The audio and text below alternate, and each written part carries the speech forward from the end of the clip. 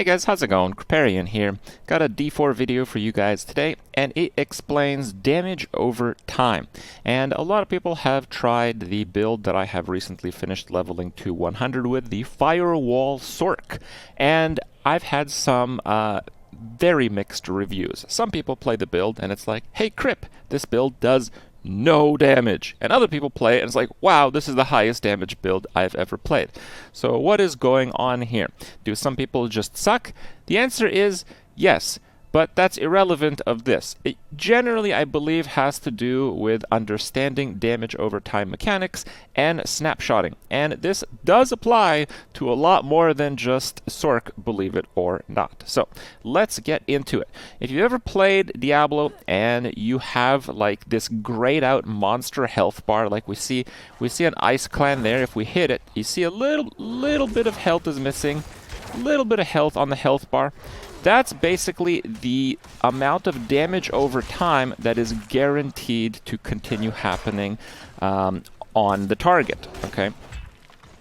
So this is pretty interesting because it actually has already dealt the damage. It has snapshotted the damage over time effect.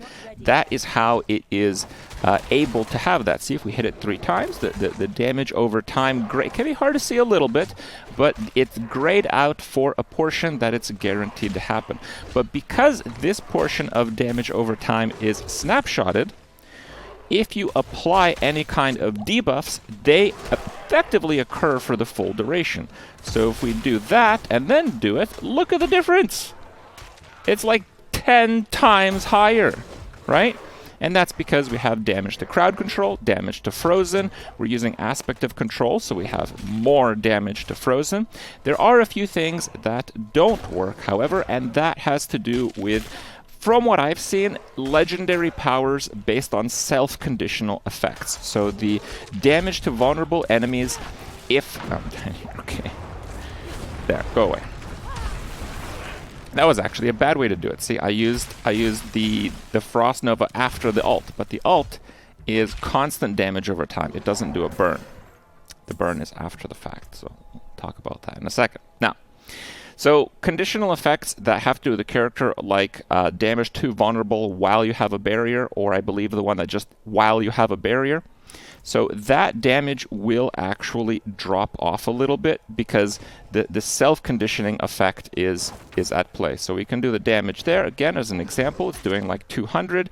But if we Frost Nova first and then do it, it does like 3,000. But then it goes down a little bit because I don't have the barrier, because the barrier that I gained is from there. And if we barrier again up, it actually goes up. So that's generally how that works.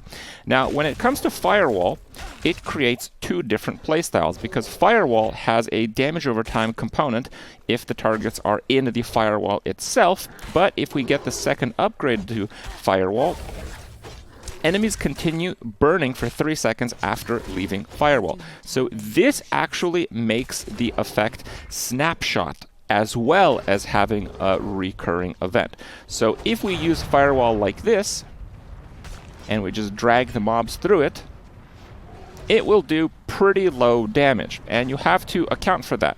But that's fine. You know, some mobs, you don't need to do a lot of damage to them. And we can see that these mobs, they do have a little bit of that red bar, and it starts ticking every second, because every second it's recalculating based on its encounter with the Firewall. On top of the Firewall is a constant damage over time, and the 3 second after is snapshottable. But if the target doesn't leave the Firewall, the snapshot effect continues if it doesn't until it leaves the Firewall. So Firewall is a bit of a combo skill. Now, in terms of damage over time skills as a whole, it makes it pretty interesting because there's a big divide between damage over time skills, kind of like a poison effect, for example. If you apply poison on hit, that is obviously going to snapshot. Or if you're using like the poison upgrade to corpse explosion, that damage is just happening. They're in the area. There's like an active area damage over time, like type of skill, and there is a damage over time application type of skill.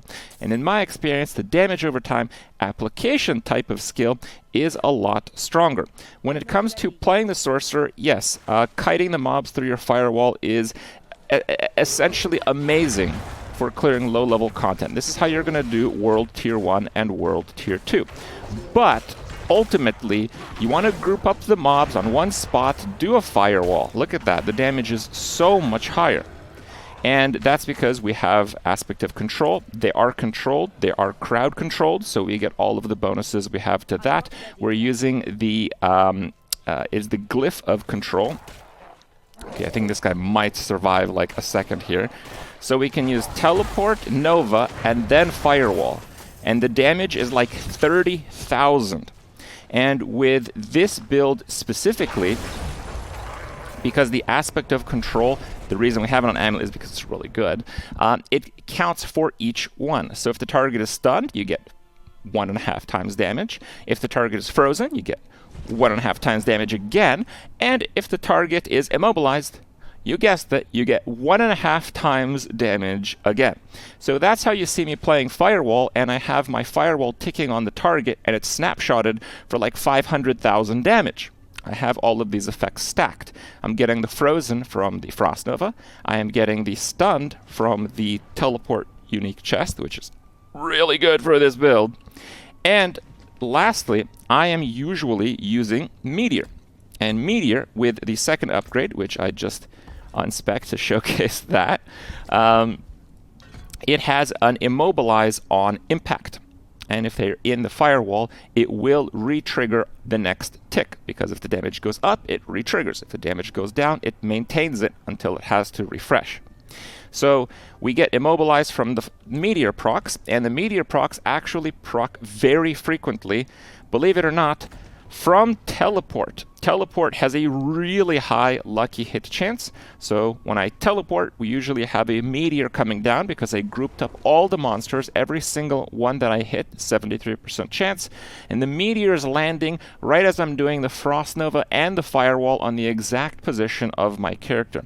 Now, when you drag all the mobs on top of yourself, you actually won't be able to move. You have to dodge out of position, specifically for this build, so I really like to use attacks reduce evades cooldown by 1.2 seconds, which allows you to basically spam your dodge. I like this significantly more than the multi-use one.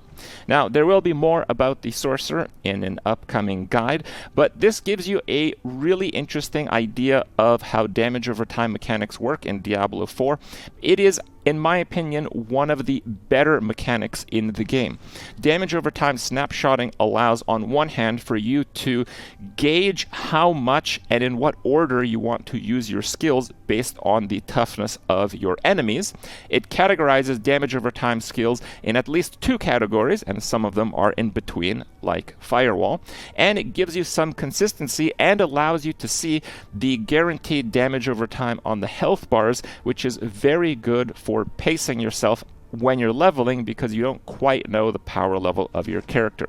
On the flip side of this, it is also very important to understand how this works defensively, because when you've done a lot of these maps, or dungeons, let's say, you've encountered probably poisonous a lot. Poison damage seems to be completely out of control in Diablo IV, and there are a couple of reasons. First of all, resists are indeed pretty worthless, and we have a video to explain why. On the other hand, poison damage is, I think, just about always snapshotted when it occurs, and we see classes like barbarians all the time. I'm watching streamers, even people who are really good at the game, they don't understand this damage over time snapshotting.